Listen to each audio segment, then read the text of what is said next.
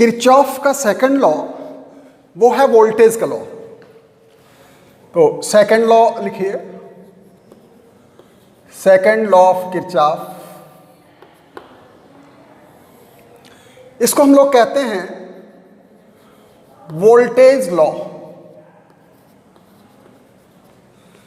या शॉर्ट में इसको कह सकते हो KLL। KLL यानी किरचॉफ्स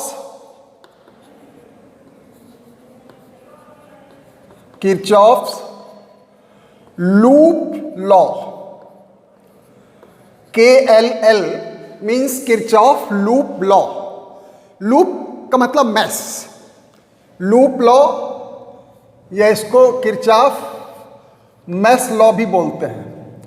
क्लोज्ड मैश, चारों तरफ से जो बंद होता है, कोई भी सर्किट जो चारों तरफ से बाउंडेड होता है तो उसको हम लोग लूप कहते हैं या मैश कहते हैं। ठीक है, तो इसको हम लोग KLL या वोल्टेज लॉ के नाम से जानते हैं। अब देखिए वोल्टेज क्या होता है। वोल्टेज है I into R, means current और रेजिस्टेंस का प्रोडक्ट, है ना। तो यहाँ पे हम लोग करंट और रेजिस्टेंस के प्रोडक्ट को देखेंगे कि किसी भी सर्किट में उसका साइन कैसे लिया जाता है, कैसे वैल्यू कैलकुलेट की जाती है। और साथ में जब मान लीजिए बहुत से ऐसे भी सर्किट होते हैं जिसमें आपका सेल भी लगा हुआ होता है, यानी उसमें EMF भी होता है। तो अब इसमें करंट, रेजिस्टेंस, सेल ये सब यूज हो। तो इसका जो सेकंड लॉ का जो स्टेटमेंट है वो कुछ इस तरीके से है, देख लीजिए। In any closed circuit, in any closed circuit, the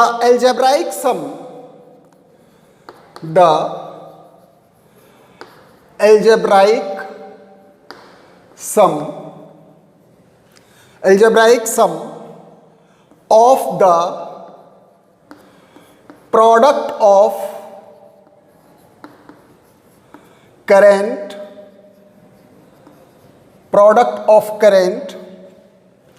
and resistance, current and resistance of each part of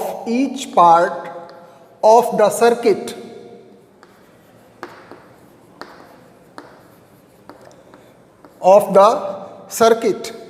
is equal to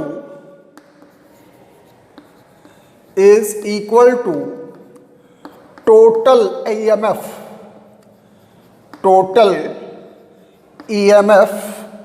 of the circuit. Total EMF of the circuit, ये सेकंड लॉ का statement है। इसको हम ऐसे भी लिख सकते हैं, that is product of current and resistance, यानी I इंटू R और इसका सम ऑफ प्रोडक्ट, यानी जितने भी करंट और रेजिस्टेंस सर्किट के अंदर होंगे उन सब का एल्जेब्राइक सम, यानी सिग्मा IR, ये किसके इक्वल होगा, is equal to total EMF, यानी सिग्मा E है यहाँ पर EMF।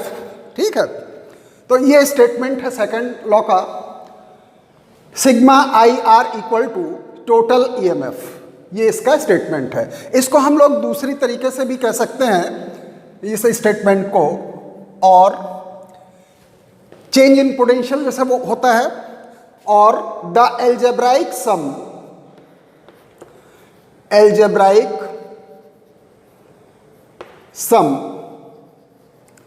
Of change in potential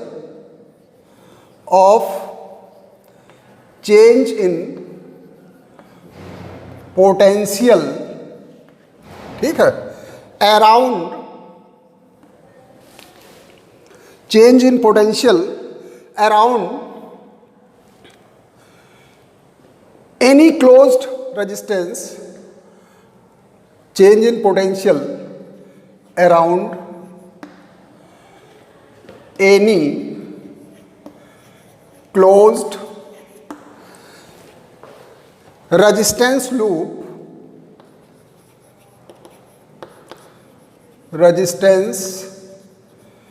loop is 0। ऐसे भी कह सकते हो इसको, यानी चेंज इन पोटेंशियल यानी डेल्टा वी होता है आई आर, तो ये हो जाएगा डेल्टा, इसको हम लोग लिख सकते हो डेल्टा आई आर, और इसका जो सम है वो 0। इस तरीके से भी इसको लिखा जा सकता है, चेंज इन पोटेंशियल। अब इसमें हम लोग देखेंगे कि साइन क्या होगा रेजिस्टेंस का, ईएमएफ का। तो देखिए एक बार फिर से समझ लीजिए, product of current and resistance is equal to sum of EMF या एल्जेब्राइक सम ऑफ ईएमएफ, ठीक है। या इसको हम ऐसे भी कह सकते हैं, change in potential equal to 0। तो ये आपका स्टेटमेंट है। अब हम लोग एक सर्किट बनाएंगे और उस सर्किट को लेकर के अब देखेंगे कि साइन किस तरीके से हम लोगों को रखना है। तो आइए सर्किट देखते हैं, पहले इसको बना लीजिए।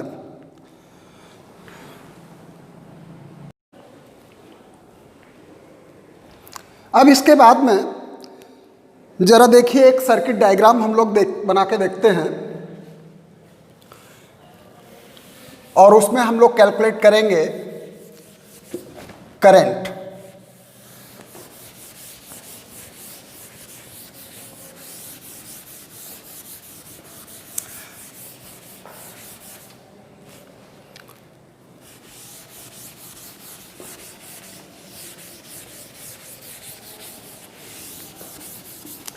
सपोज कीजिए एक ये सर्किट है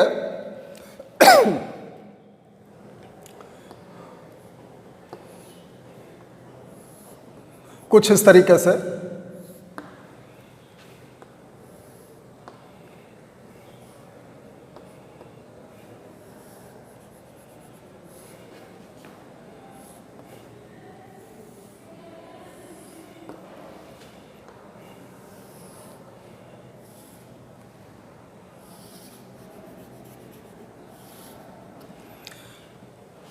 अब ये देखिए यहां पर एक रेजिस्टेंस ये है, इसको मान लीजिए R1, दूसरा रेजिस्टेंस है R2 और ये तीसरा रेजिस्टेंस है R3।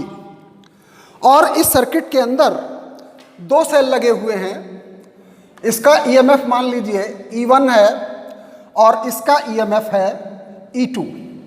तो अब देखिए जरा, इसमें ये नेगेटिव टर्मिनल है, ये पॉजिटिव टर्मिनल है।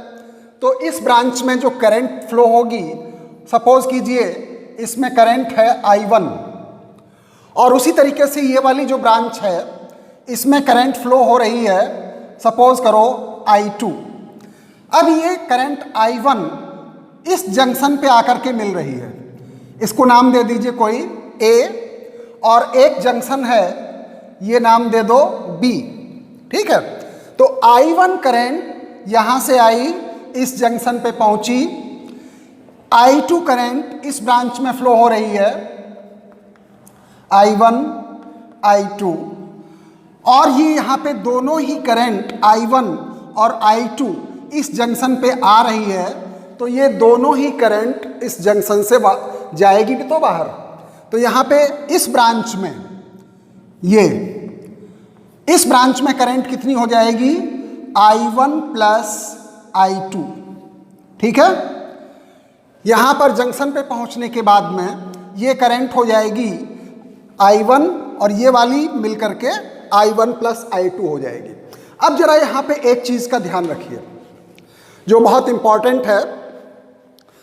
यहां पे इस सर्किट में आप देख रहे होंगे, ये केवल एक एग्जाम्पल के तौर पे मैंने आपको बताया है, सिंपल सा सर्किट है। देखिए इसमें एक क्लोज्ड मेश है 1, ये जो है इसको मान लीजिए 1, और ये क्लोज्ड मेश है 2। ये देखिए यहां से ये पूरा एक क्लोज्ड मेश है, ठीक है। इसको लूप बोलते हैं या मेश बोलते हैं। कुछ भी कह लो, क्लोज्ड लूप या क्लोज्ड मैश। ठीक है, तो एक मैश हमने ये ले लिया, एक मैश ये है, तो इसमें दो मैश हैं। अब देखिए करंट जो है निगेटिव टर्मिनल से इधर की ओर आ रही है। अब देखिए इसमें जो है कि दो तरीके होते हैं। पहला तरीका ये होता है कि जिस डायरेक्शन में करंट फ्लो हो रही है हम भी उसी डायरेक्शन में कैलकुलेट करना चालू करें, है ना। दूसरा तरीका है कि जिस डायरेक्शन में करंट फ्लो हो रही है हम उसके अपोजिट चलें। तो यहां पे दोनों ही चीजें देखिएगा, ध्यान में रखिएगा। जैसे ये यहां से करंट इधर की ओर चल रही है, ठीक है, फिर हमको जो है पूरे सर्किट में इस तरीके से लेना है। ये फर्स्ट मैश के लिए तो हम इसको ऐसे बना लेते हैं, ऐसे मूव कराएंगे, ठीक है, और ये ऐसे, यानी जो करंट इसमें फ्लो हो रही है वो ऐसे आई, फिर इस ब्रांच में ये गई, तो ये कहलाता है क्लोज्ड मैश। ठीक है, इसी तरह से हम इसमें भी ले लेंगे ऐसे, और ये इस तरीके से पूरी एक साइकिल बन गई। क्लोज्ड मैश का मतलब ये है कि जैसे यहाँ से चली तो पूरा एक सर्किल घूम करके एक ही जगह मिल जाती है। ये क्लोज्ड मैश, क्लोज कहलाता है। ठीक है, तो ये मैश 1 हो गया और ये मैश 2 हो गया। अब यहाँ पे देखिए जो सबसे इंपॉर्टेंट चीज है, आर को हम पॉजिटिव लेंगे और निगेटिव लेंगे जब हम करंट के डायरेक्शन में चलेंगे। जैसे ये देख रहे हो करंट इधर की ओर बह रही है इस ब्रांच में, ये ऐसे आई और हम भी तो ऐसे ही चल रहे हैं। ये ऐसे आए, फिर उसके बाद में इस ब्रांच में ऐसे चले, ठीक है, ये इस तरीके से हम लोग घूम रहे हैं ऐसे, और करंट इस ब्रांच में ये ऐसे बह रही है। तो जिधर की ओर करंट बह रही है उस ब्रांच को देखिए, उस ब्रांच में करंट और रेजिस्टेंस का जो प्रोडक्ट होता है, यानी रेजिस्टेंस होगा निगेटिव, तो ये क्या हो जाएगा I1 इंटू R1। ठीक है, ये क्या होगा निगेटिव साइन के साथ में होगा। अब हम इसके बाद में इधर की ओर चलेंगे इस ब्रांच में। इस ब्रांच में करंट इधर की ओर बह रही है, लेकिन हम अपोजिट डायरेक्शन में चल रहे हैं। हम ऐसे ही चल रहे हैं ना, इस तरीके से। इस ब्रांच में करंट बह रही है इधर की ओर, लेकिन हम चल रहे हैं ऐसे अपोजिट। तो जब अपोजिट चलेंगे उस समय करंट और रेजिस्टेंस का जो प्रोडक्ट होगा, यानी I2R2, ये हम लेंगे पॉजिटिव। ये दो चीजें ध्यान रखिएगा। जब करंट के डायरेक्शन में हम मूव करेंगे तो उस ब्रांच में करंट और रेजिस्टेंस, यानी रेजिस्टेंस का जो प्रोडक्ट है, रेजिस्टेंस को निगेटिव लिया जाता है। ठीक है, अब जैसे हम चल रहे हैं ऐसे, और इस ब्रांच में करंट बह रही है इधर की ओर, तो ये अपोजिट हुआ कि नहीं। तो उस समय R2 को लेंगे निगेटिव, यानी ये जो ये पॉजिटिव। यानी जब हम सेम डायरेक्शन में चलेंगे तो रेजिस्टेंस को निगेटिव साइन के साथ मिलेंगे, और जब अपोजिट डायरेक्शन में चलेंगे तो ये जो है आपका पॉजिटिव होगा। ठीक है,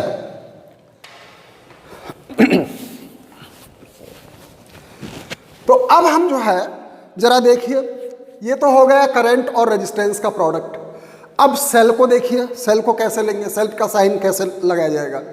इस ब्रांच में जो सेल है वो E1 है, और हम इधर की ओर चल रहे हैं ना, तो नेगेटिव टर्मिनल से पॉजिटिव टर्मिनल की ओर जब चलेंगे तो क्या होगा, क्यों, तो डेल्टा V होगा पॉजिटिव।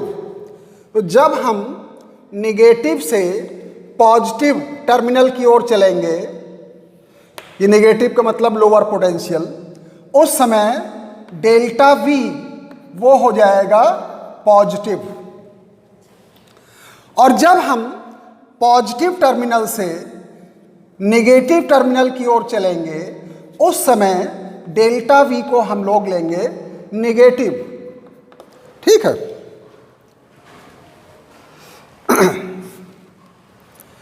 ये हो जाएगा -E। अब जरा देखिए, पहले वाले मेश में इस ब्रांच में जो ये है माइनस टर्मिनल और ये है प्लस टर्मिनल, ये माइनस का हो गया, ये प्लस का हो गया। तो यहाँ पे जो हम पोटेंशियल में चेंज लेंगे वो पॉजिटिव लेंगे। ठीक है, तो ये E1 कैसा होगा? पॉजिटिव होगा। तो अब जरा देखो एक्सप्रेशन आपका क्या बन रहा है। So for closed mash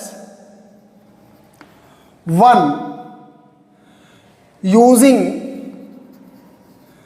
Kirchhoff's law, using Kirchhoff's law, तो क्या हो जाएगा? इस ब्रांच को देखिए, I1 into R1, I1 into R1। अब देखिए करंट के डायरेक्शन में चल रहे हैं ना, ऐसे इस तरीके से, तो I1 और R1 का जो प्रोडक्ट होगा वो माइनस होगा। ठीक है, अब देखिए इस ब्रांच में नेगेटिव टर्मिनल से पॉजिटिव टर्मिनल की ओर चल रहे हैं, तो E1 नेगेटिव होगा या पॉजिटिव होगा? E1 होगा पॉजिटिव। क्लियर हुआ कि नहीं? जब नेगेटिव टर्मिनल से पॉजिटिव टर्मिनल की ओर चलेंगे तो E प्लस में होगा। जब करंट के सेम बहने के सेम डायरेक्शन में चलेंगे तो R को नेगेटिव लेंगे। करंट के फ्लो होने के अपोजिट डायरेक्शन में चलेंगे, मूव करेंगे, तो रेजिस्टेंस को लेंगे पॉजिटिव। अब जरा हम देखिए, इस ब्रांच में चल रहे हैं हम, इसको ऐसे चल रहे हैं ना, तो अब इस ब्रांच में करंट कितनी है? I2 है। इस ब्रांच में रेजिस्टेंस कितना है? R2 है। ठीक है, अभी ये पूरा हम क्लोज्ड मैश एक ही ले रहे हैं, तो करंट बह रही है अपोजिट डायरेक्शन में, तो R को लेंगे पॉजिटिव, यानी I2 और R2 का जो प्रोडक्ट होगा ये पॉजिटिव में होगा। ठीक है, अब देखो EMF इसमें लगा हुआ है, EMF है E2, हम इधर की ओर चल रहे हैं, ये आपका प्लस टर्मिनल है, ये माइनस टर्मिनल है, तो जब पॉजिटिव टर्मिनल से माइनस टर्मिनल की ओर मूव करते हैं तो क्या होगा? पोटेंशियल में चेंज, E को माइनस साइन के साथ में लेंगे, तो यहां पे हो जाएगा -E2। तो ये क्लोज्ड मैश एक ये तैयार हो गया। ठीक है, closed mesh I1 R1 plus E1 plus I2 R2 minus E2, और ये किसके इक्वल होगा? इक्वल टू 0 के। ये जरा समझ लीजिए एक्सप्रेशन कैसे बना। आपको ऐसे ही 2 इक्वेशन तैयार करनी पड़ेंगी या 3 करनी पड़ेंगी, जैसा क्वेश्चन होगा, और इसमें से ही सॉल्व करके आपको निकालनी होगी करंट की वैल्यू। अभी जब हम लोग प्रॉब्लम करेंगे तो क्लियर हो जाएगा। ठीक, एक बार फिर से समझ लो, ये क्लोज्ड मैश 1 हमने लिया।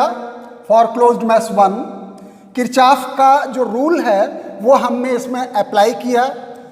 हम इसको ऐसे चल रहे हैं, देखिए इस डायरेक्शन में चल रहा है पूरा, ये क्लोज्ड मूव मैश जो है इस तरीके से मूव कर रहा है। अच्छा, एक चीज और समझ लो, ये कोई जरूरी नहीं है कि हम इसी डायरेक्शन में चलें, ऐसे हम इसके अपोजिट डायरेक्शन में भी चल सकते हैं, लेकिन ध्यान ये रखना पड़ेगा कि करंट के फ्लो का डायरेक्शन के अपोजिट चलेंगे तो साइन आपको उसी हिसाब से सब्स्टिट्यूट करना पड़ेगा। क्लियर? अब हम लेते हैं सेकंड वाला क्लोज्ड मैश, ये। सो फॉर क्लोज्ड मैश 2, ये वाला, for closed mesh 2 using Kirchhoff's law. अब जरा देखिए, ये वाला मैश है, ये पूरा लेंगे, ये पूरा जो घर बना हुआ है। अब इसमें देखिए हम लोग ऐसे चल रहे हैं ना, इस तरीके से, और इस ब्रांच में करंट उसी डायरेक्शन में बह रही है। तो यहाँ पे देखिए करंट और रेजिस्टेंस का जो प्रोडक्ट होगा वो क्या हो जाएगा, यानी I2R2 ये नेगेटिव साइन के साथ मिलेंगे। ठीक है। अब इसी तरीके से यहाँ पे इस ब्रांच में जो EMF है, हम ऐसे चल रहे हैं ना, ऐसे, तो यहाँ पे देखिए ये निगेटिव टर्मिनल से पॉजिटिव टर्मिनल की ओर है, ऐसे। तो जब निगेटिव टर्मिनल से पॉजिटिव की ओर लेंगे तो यहाँ पे पोटेंशियल चेंज पॉजिटिव होगा, यानी सेल E जो हम रखेंगे वो रखेंगे पॉजिटिव। तो इस ब्रांच में सेल कौन सा है, E2 है, तो ये हो जाएगा E2। ठीक है। तो इस ब्रांच के लिए हमने ये एक्सप्रेशन निकाल लिया। अब जरा देखिए, ये ब्रांच है आपकी थर्ड, ये वाली, इस ब्रांच में केवल आपके करंट हैं और रेजिस्टेंस हैं, इसमें सेल नहीं है। ठीक। तो करंट देखिए इस ब्रांच में कितनी होगी, I1 प्लस I2। I1 यहां से आई, I2 यहां से आई, दोनों मिलकर के हो गई I1 प्लस I2। और हम ऐसे चल रहे हैं ना, ऐसे, और करंट भी उधर ही की ओर जा रही है। तो यहां पे इस करंट और रेजिस्टेंस का जो प्रोडक्ट होगा वो आपका निगेटिव साइन के साथ मिलेंगे। तो ये हो जाएगा minus I1 plus I2 into R3। अब इसमें चूंकि इस ब्रांच में कोई सेल है नहीं, तो अब हम इसको इतना ही लिखेंगे, इक्वल टू 0। ठीक है। इसको मान लीजिए इक्वेशन 1, इसको मान लीजिए इक्वेशन 2। अब इन दोनों इक्वेशंस को सॉल्व कर लीजिए और अपनी करंट की वैल्यू निकाल लीजिए। तो इस तरीके से कोई भी कॉम्प्लिकेटेड सर्किट में करंट को या EMF को हम लोग ऐसे कैलकुलेट करेंगे। ठीक है। फिर से समझ लीजिए, साइन बहुत इंपॉर्टेंट चीज़ है। अगर साइन आपका गड़बड़ हो गया तो आपका पूरा आंसर गलत हो जाएगा। ठीक है। हम फिर से कह चुके हैं कि ये कोई ज़रूरी नहीं है कि हम ऐसे ही चलें, हम इधर की ओर भी चल सकते हैं। बस इतना ध्यान रखना, अगर करंट के बहने के डायरेक्शन में चलेंगे तो R को लेना पड़ेगा नेगेटिव, करंट के फ्लो होने के अपोजिट डायरेक्शन में चलेंगे तो R को लेंगे पॉजिटिव। ठीक। अगर नेगेटिव टर्मिनल से पॉजिटिव टर्मिनल की ओर बढ़ते हैं तो उस समय सेल की जो वैल्यू रखी जाएगी वो पॉजिटिव साइन के साथ में रखी जाएगी।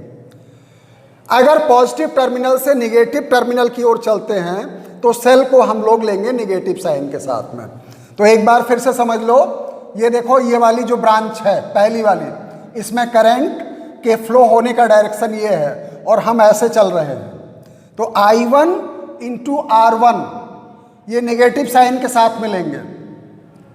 सेल को देखो यहाँ पे इस ब्रांच में minus terminal to positive terminal, तो हम E1 को कैसे लेंगे, पॉजिटिव साइन के साथ में। तो ये E1 हमने पॉजिटिव लिया।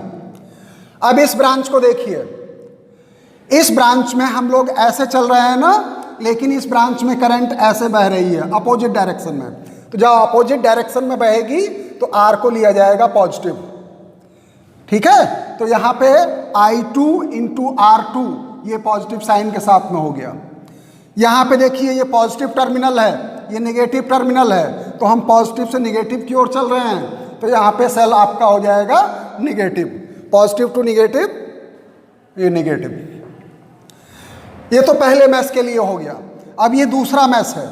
दूसरे मैश में ये वाली ब्रांच देखिए, हम ऐसे चल रहे हैं, आप उल्टे भी चल सकते हो।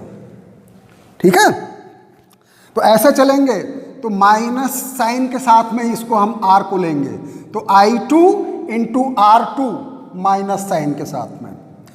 ये निगेटिव टर्मिनल है, ये पॉजिटिव टर्मिनल है, करंट इधर ही की ओर बह रही है, तो ये सेल आपका पॉजिटिव साइन के साथ में लिया जाएगा।